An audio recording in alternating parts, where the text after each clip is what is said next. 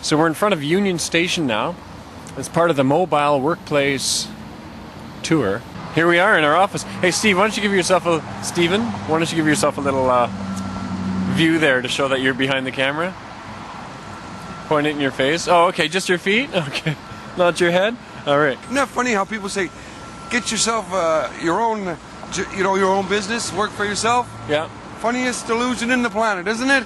Instead of having one boss, you got 100,000 bosses, every customer around. My name's Damien. Damien, are you looking for work? You have a job? You what? I work for myself. Okay. There's work in the city. There's lots of work. Absolutely. So you see opportunity. It's work even being on, I'm on welfare, okay?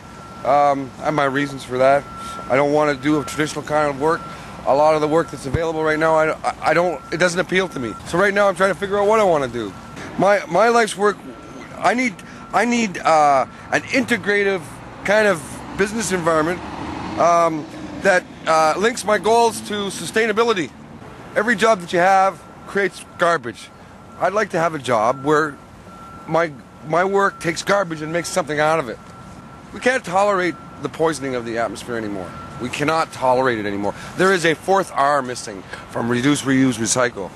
You know what that R is? Repair. Are we repairing the environment? No, we're not. I'd like to get into that in business, repairing the environment. The business models that are being built today are not sustainable because they're built upon an entire income and revenue stream which is based upon the fact that we're going to have endless consumption. Endless consumption. Well, but we can't have endless consumption because the planet is finite. Right? And the processes that are involved in endless consumption are creating too many externalized problems that nobody's dealing with. When the governor of the Bank of Canada gets up and has the audacity to say that the environment is going to have to suffer for the economy, well, I have to wonder about who's running the country and on what basis they're running the country. Because what they're telling me is that I have to shit in my backyard.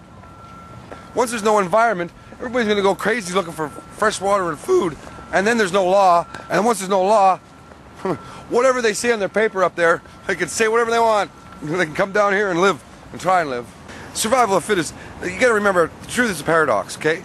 Survival of the fittest doesn't necessarily mean that I'm gonna win and you're gonna lose, okay? Maybe fittest doesn't mean I win and you lose. Maybe fittest means we can both do something that we both win at. Whereas, I'm winning at something I'm good at, and you're winning at something that you're good at, and when I lose, I win because I learned something that I didn't know before about me that makes me better. That's a positive attitude. That's the way it's supposed to be, right? Most people do not want to do what they really want to do because they don't see the money in it, okay? But a starving artist will say, I'm not doing that because I want the money. I'm doing it because I like doing it. I'm a firm believer what some of the things they talk about in Fight Club, you know? We all grew up being educated and socialized and culturalized into this mindset that we're going to be rock stars, actors, famous writers, or world-renowned scientists, doctors, or whatever, and the education system doesn't do that for you, right? Why do you think most of the most respected people in their fields, except for ones which really require education, like doctors and so forth, most of the people that did anything in life did it in spite of what's going on. They challenged the system. They stepped outside of the box, right? A friend of mine used to say, nothing great ever came out of, what's the word when, forget it.